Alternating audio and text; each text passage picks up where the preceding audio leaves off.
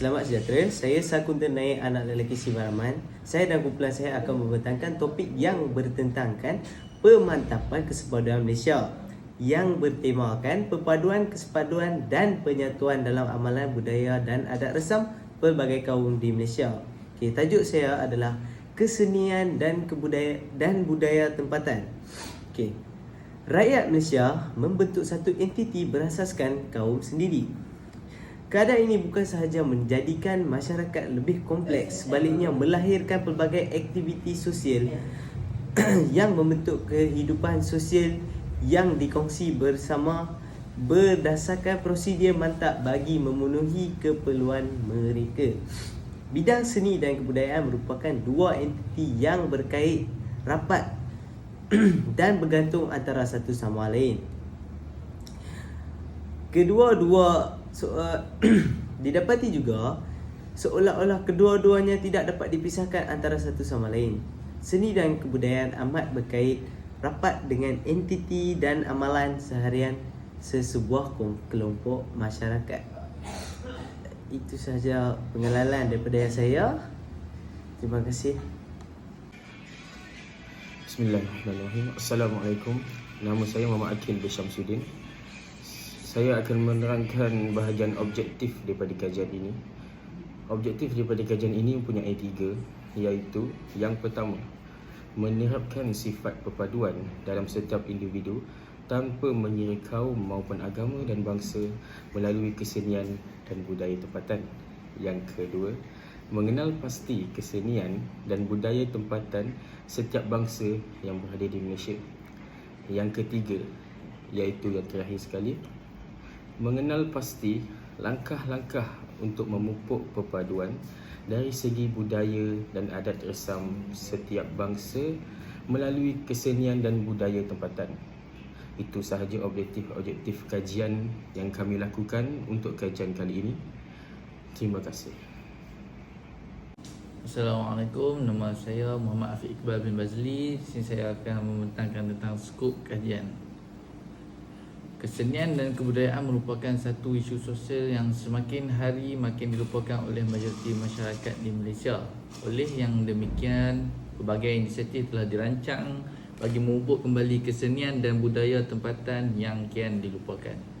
Pihak yang berkaitan ini termasuklah budayawan, ilmuwan dan penggiat seni itu sendiri sudah lama menzahirkan kebimbangan tentang masa depan kesenian dan budaya tempatan terutamanya bagi bangsa Melayu.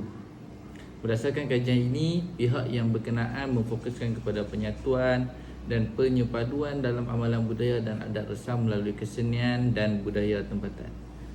Itulah skop kajian kita. Sekian, terima kasih. Assalamualaikum warahmatullahi wabarakatuh. Saya Faris Hamizan bin Isa. Di sini saya ingin menyatakan antara kajian lepas tentang perpaduan, kesepaduan dan penyatuan dalam amalan budaya dan adat resam pelbagai kaum di Malaysia, iaitu pemantapan kesepaduan Malaysia mengikut tema kesenian dan kebudayaan. Langkah kajian dibuat untuk mempermantapkan lagi kesenian dan kebudayaan antara pelbagai kaum di Malaysia. Kajian yang pertama ialah pada tahun 2007 dengan kerja penyelidikan dan penelitian untuk menentukan keperluan untuk kerja-kerja pemeliharaan istana. Yang kedua, bagi menyemai masyarakat terhadap kesenian dan kebudayaan, media massa telah mengambil langkah dengan menyiarkan filem yang mengandungi unsur-unsur kebudayaan seperti Puteri Gunung Ledang. Akta Warisan Kebangsaan yang ketiga, Akta Warisan Kebangsaan 2005, iaitu Akta 645 telah berjaya menghasilkan beberapa implikasi kepada warisan budaya dan masyarakat. Poin saya yang keempat ialah pada tahun 2006, penstrukturan secara besar-besaran penukaran terhadap organisasi kepada Jabatan Muzium Malaysia JMM. Poin saya yang terakhir ialah pada tahun 1976, pihak kerajaan telah menggubal satu undang-undang berkaitan warisan iaitu Akta Benda Purba 1976 iaitu Akta 168 hanya dipakai di Semenanjung Malaysia sahaja. Sekian sahaja, terima kasih daripada saya. Hai, Assalamualaikum. Nama saya Ahmad Asfar bin Ahmad Sayyidi. Saya ingin menerangkan tentang permasalahan kajian tentang kesenian dan budaya tempatan dan punca masalah tersebut. Permasalahan pertama adalah suka membentuk perpaduan antara kaum. Selain itu, tidak dapat menambah ilmu tentang budaya dan seni kaum lain. Selain itu juga adalah segelintir pihak memandang remeh terhadap seni dan budaya. Okey, seterusnya saya ingin menerangkan tentang punca masalah tersebut. Antara punca yang saya dapat, yang pertama adalah perkembangan budaya asing semakin meluas. Yang kedua, kelemahan jati diri terhadap kaum tersebut. Yang ketiga, disebabkan kemajuan teknologi. Sekian, terima kasih. Assalamualaikum warahmatullahi wabarakatuh. Nama saya Dini Syafi bin Anwar dan hari ini saya akan meneruskan pembentangan tentang aktiviti dan proses kajian. Aktiviti dan proses kajian terbahagi kepada 3, iaitu bentuk kajian, kaedah kajian dan yang paling terakhir ialah maklumat kajian. Okey, dalam bentuk kajian, kajian kami telah dijalankan terhadap masyarakat setempat untuk mengetahui dengan lebih lanjut tentang persefahaman dan pendapat mereka mengenai penyatuan kaum Malaysia melalui kesenian dan budaya tempatan. Yang kedua, kami telah mengedarkan borang-borang soal selidik secara atas talian.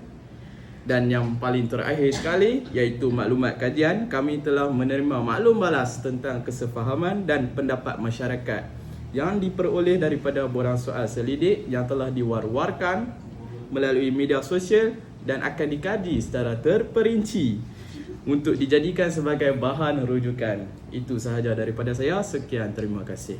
Assalamualaikum warahmatullahi wabarakatuh. Nama saya Muhammad Fakur Razi bin Abdul Syukur. Nombor matrik saya 2210936888 untuk analisis kajian pada tema perpaduan, kesepaduan dan penyatuan dalam amalan, budaya dan adat resam pelbagai kaum di Malaysia. Bawah topik pemantapan kesepaduan Malaysia. Seramai 47 responden yang telah memberi maklum balas terhadap borang selidik. Seterusnya, 46.7% telah bersetuju dan 13.3% tidak bersetuju.